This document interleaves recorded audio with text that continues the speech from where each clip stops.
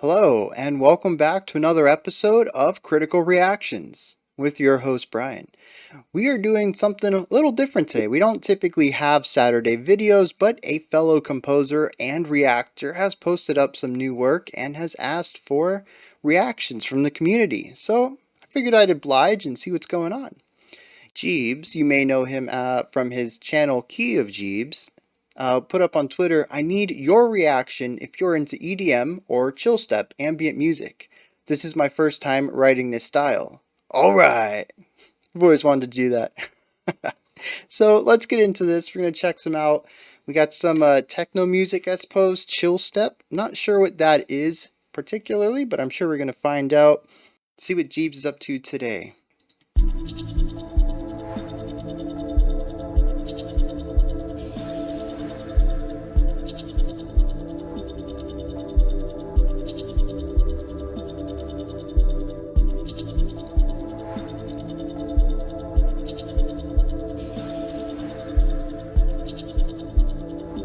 Setting up a real fantastic atmosphere right here. It's pensive but warm.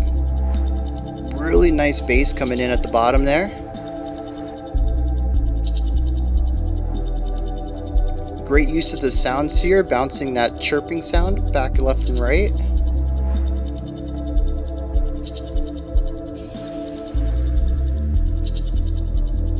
Oh, I forgot to say, the song's Transient Gummies.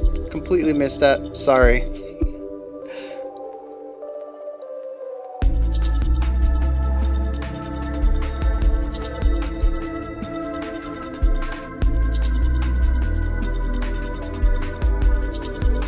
A lot of sub bass coming in as well.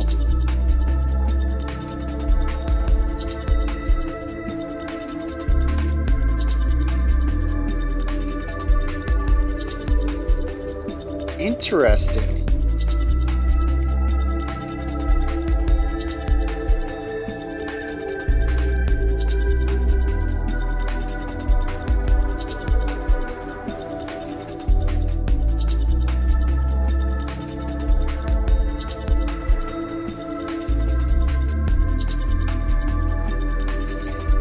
I like the tug going between the two bars. The first bar is a little more chill and laid back. The second bar in the phrase is a bit more driving, has more accents in it.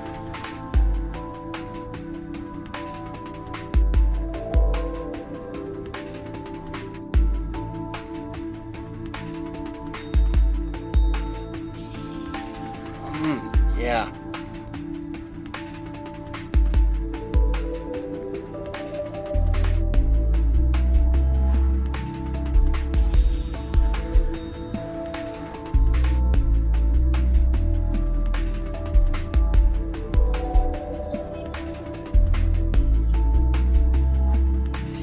Like the distant melody off on both sides actually.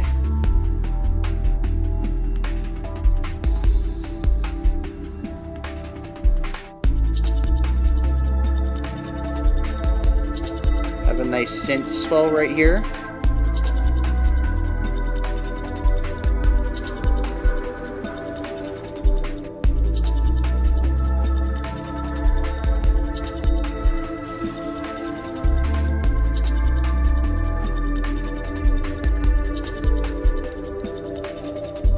The glockenspiel right there, it's kind of providing ornamental ideas.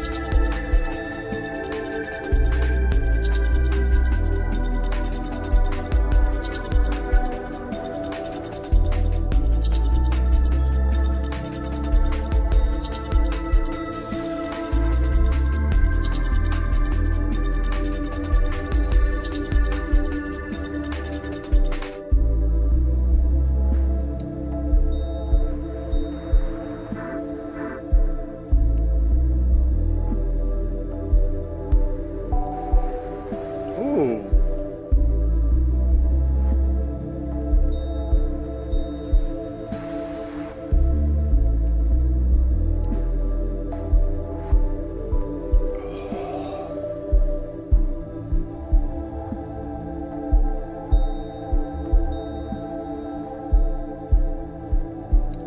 There's a really neat idea. It only happened once. I was hoping it happened again. It was a Sforzando that also pans. Really beautiful texture.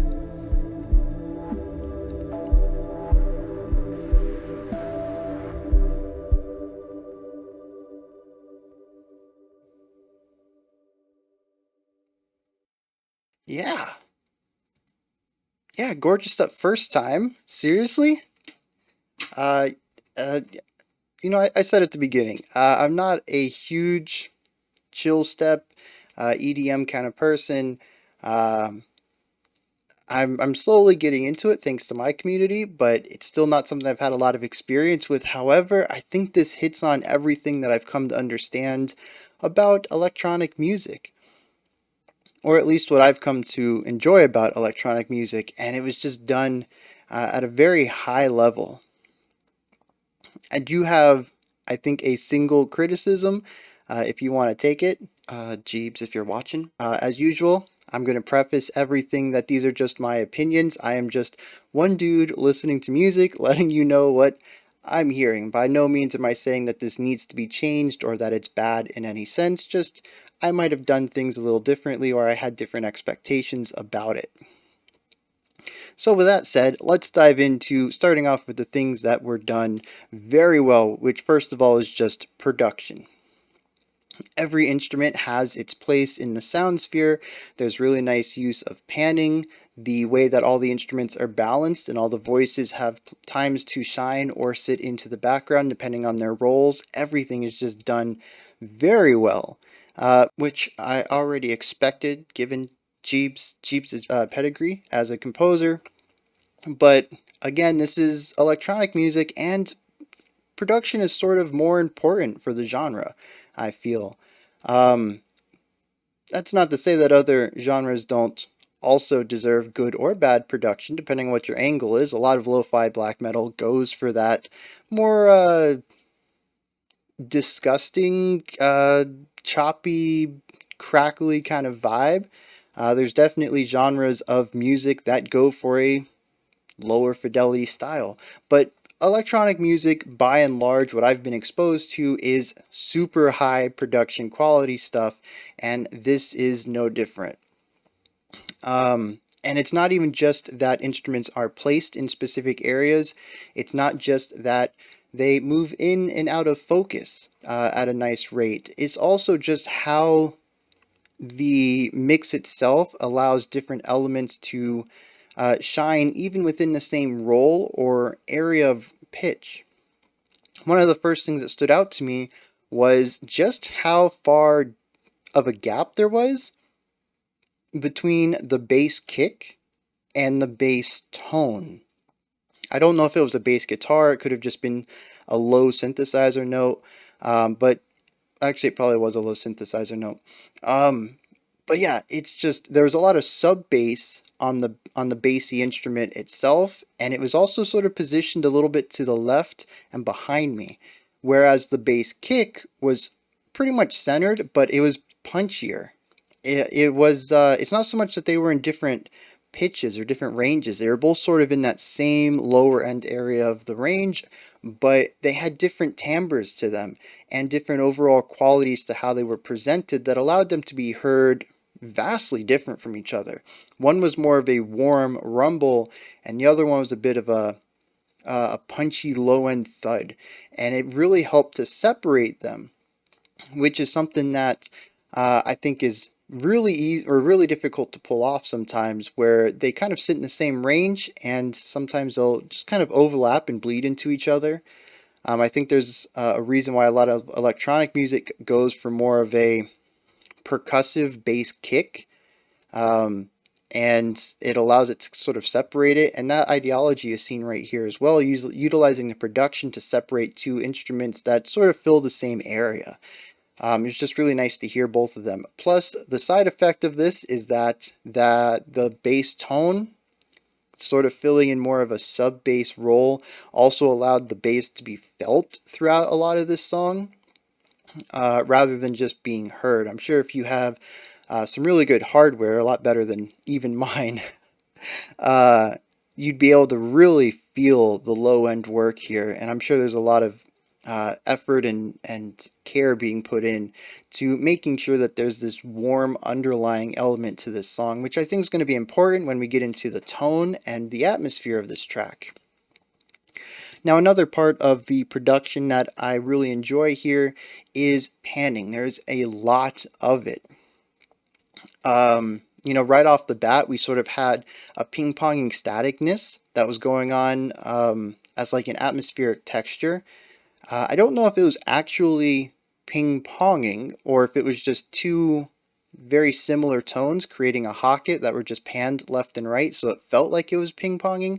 But either way, the end result is that it creates this really interesting textural bouncing idea going on that works well against that sub-bass sound and some of the melodic components that were already present. It really does feel like being in a bubble of this sound. It's just surrounding you, and there's little elements just sort of bouncing all around, which again, strong production equals good electronic music. And the last thing I wanted to touch on, the one that really stands out to me production wise, that was interesting. Everything else was just done very well, and sometimes doing things very well just means that they don't catch people's ears. So I guess you could say that a lot of this sounds great because I didn't really notice that there was anything going on with it. It just kind of blended together into this unified atmosphere that I think is really what Geebz is going for here. But the last thing I want to point out at the end, it was this one tone. I wanted to bring it up when it was going on, and it only happened once. Well, it happened a few times, but it was fading out quickly. It was really difficult to pinpoint it for y'all. It was a Sforzando into a pan. And a Sforzando is when you sting a note, bring the volume way down, and bring it back up. So it'd be like, ba, and it's this really cool effect. We really don't hear it too often outside of classical, though I suppose with all sorts of production stuff, electronic might use it just because it's a really neat dynamic element that you can inject into a song. But what it happened was it started like center left, and it hit, brought the volume down, and as the volume came back up in the crescendo, it panned to the right, so it sounded like it was just blasting off. It was so cool. Absolutely loved the way of combining the composition with the production there. Really neat. Now the last, I think that was I think that was the last thing I said I was going to do, but there's one more piece, and it's the ornamental ideas. So I'd say that there is a foundational element in this song, which is mostly the stuff that sits on the bottom that keeps the atmosphere intact. We have our sub bass, we have some synthesizer lines that don't really move too much. They kind of hold a note or maybe a triad and kind of fill the space with the atmosphere, right? And then we have a couple of slower moving melody lines that fill out what your ear is probably being drawn to in most of these situations. But there's also these noises that are just all over the place. Sometimes they're centered, sometimes they're panned, sometimes they're pretty far distance away from you. And they're just these neat little ideas. Sometimes it's something as simple as a glockenspiel hitting 3 or 4 notes and then just kind of disappearing for a few bars. And it's these little ornamental ideas that just kind of pop up for a couple of seconds and brighten it up, add a little bit of spice, change the flavor for a second, and then dip out. And they're all done very tastefully. There's so many of them that I'm pretty sure I missed quite a few of them for my first listen, but that's how first listens go. There's always going to be stuff that you miss, especially with a song that's as densely packed as this one. And that kind of brings me to my next point of what I enjoyed about it, is that a lot of electronic music can kind of get repetitive, for better or worse. Even going into the EDM angle, it's electronic dance music. It's designed to be a repetitive, reliable beat that continues on for people to dance to at festivals or clubs or whatever. Changing things up for the sake of changing things up kind of goes against the intended purpose. It's more of a functional way of creating music, is that you're designing it for dancing to, not necessarily for entertainment in its own right. So repetition's kind of baked into that style of electronic composition. Now, not all electronic music is created with that in mind, of course, and that's where we get something like this that really appeals to me. where maybe with electronic music, I enjoy the timbre, the sounds of all the instruments, of all the voices that are present, but I need a little bit more musicality in the song, so to speak. And I think that's where this comes into play and is a really nice bridge song into electronic music. And for those who might be new to my channel, a bridge song is what I call a track that fits a style of music that you're not familiar with, but has features in it that you might be more acclimated to enjoy. And in this case, we have electronic music. There is a lot of repetition. It's about building the vibe, not about creating, masterful, highly technical rhythmic stuff or, moving melodic lines. It's about creating a vibe, right? So that people can just chill in it. But there's enough ideas that are moving, that are being added. It's the little ornamental things that keep the song fresh from moment to moment, that keep me engaged, especially when I'm thinking about songs critically, like when I do the reactions. It might be possible that when I listen to something like this that maybe has less movement to it while I'm listening casually, just on my own, it might work better, especially if I might use it for background music to work on things or something.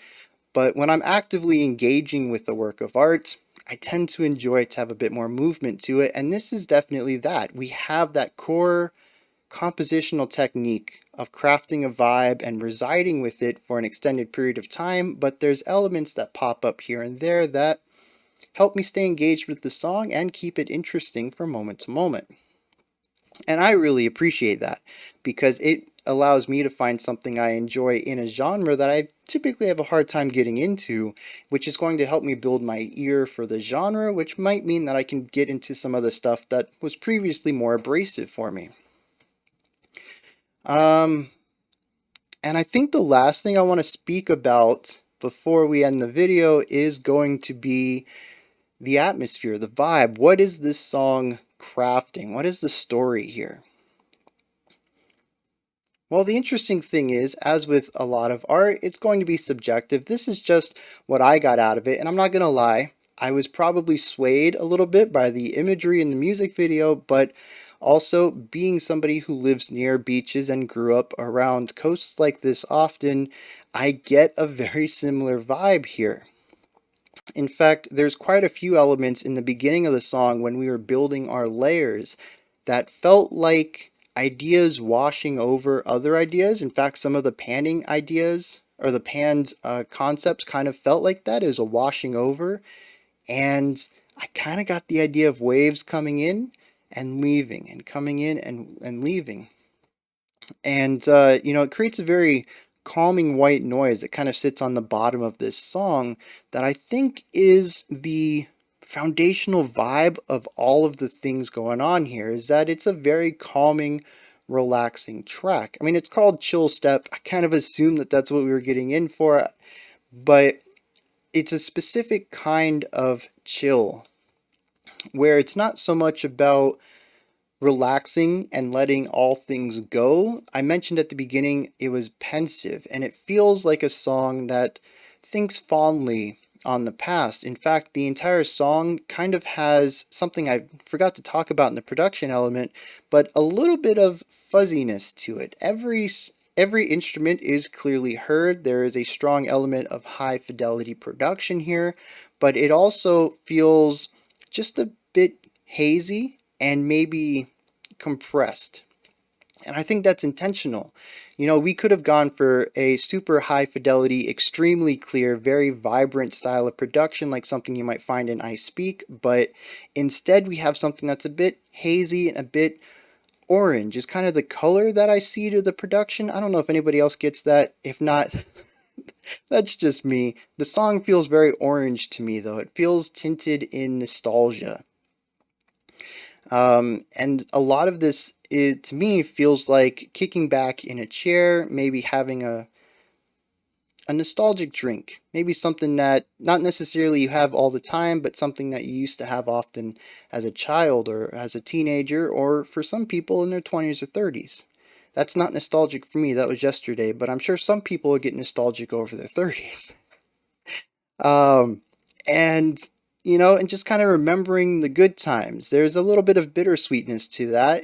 maybe friends have passed, or maybe there's distance between friends now, and maybe some relationships have ended entirely. Maybe there's memories of times that weren't great at the moment, but you look back on and realize that maybe they were for the best of things, but there's still that bitter sweetness to it. And that's what this song feels like to me entirely. It is calming. It is pensive. It's a little melancholic. It is also very happy and joyful and warm. Very warm. The song is just, it exudes a sort of comfortability, like wrapping yourself up in a nice comfy blanket. And it all comes together into a multifaceted emotional ride from start to finish. And I kind of see all of those different ornamental ideas as sort of the memories passing by as you jump from one to the next without much of a continuity between them. They just sort of pop into existence and you sort of remember it for a little bit, relive some emotions, and then it moves on. And you don't really focus on another idea yet. You just let your mind wander until you find something that you can latch on to, a memory that you'd like to explore a little deeper. And possibly you're doing all this sitting in front of a beach, having the waves gently crash onto shore and go back out, sitting in the sunset and remembering good old times. That's what this song says to me. I have no idea how that relates to Transient Gummies. I don't know where that title came from. I'm curious, Geebz, if you're watching this, if you could shed some light into that. It could just be that I have a very, very different interpretation of it, which, like I said at the beginning, I'm just a dude. This is some art. I'm telling you how it makes me feel. But I am curious. Transient Gummies, that's a title. Anyways, those are my thoughts on Geebz' Transient Gummies. This is where you guys come in. Hit me up in the comments. Let me know if you enjoyed this or not. Anything that stood out to you. Or, wait a second. Wasn't important then. I was like, I said I had some criticism for this, and then I didn't provide any. And actually, the criticism was that the production could have been a bit clearer, but I've actually come around to really enjoying it as a core aspect of the personality of the song. So not really a criticism anymore. I worked that into my understanding of it. So yeah, you can erase that. Well, if I could go back in time, I'd erased it, but it's still at the beginning of the video, but I have no criticism for this song. I think it does everything that it wants to do masterfully and took me on a ride. Comments, leave them and stuff. I was in the middle of that, not going to finish it. Description box, in there is a link for Linktree. If you click on that, it'll take you to this menu right here. It has everything related to the channel. You can pick up some merch, join my Patreon, follow me on Twitter, join a Discord server, just a bunch of stuff. Go ahead and check it out. And above that, like, subscribe, and ring the bell. Also, if you enjoyed this, especially my community, if you've never heard of Geebz, go check him out. He has a really good mind for digging into the emotion of ideas in music. It's really great reaction channel. I highly suggest checking him out if that interests you. Also, I'm going to leave a link to this video in the description, as I do with all of them. I don't know why I pointed that out specifically. This was posted to a different channel than his reaction one, so if you want to see anything else that he's done, assuming more works have been put on his channel, you can do that as well. If you're new here from Geebz channel, hello, welcome. I hope you enjoyed the video. This format is pretty standard for everything else I do. We listen to the song in whole and then talk about it usually for 2 to 3 times as long as the song itself was, digging into the nitty-gritty of the music and what it was doing and why it was doing that, and even the lyrics and how the lyrical themes tie into the musical ones. Alright, until next time, I'll see all you guys on Monday, 5 p.m. Eastern Standard Time, 9 p.m. UTC as usual. We'll start next week's theme and look at some special selections. Until next time, remember to be critical but not cynical of the music you listen to, and have a fantastic morning, afternoon, or evening whenever you choose to watch my videos.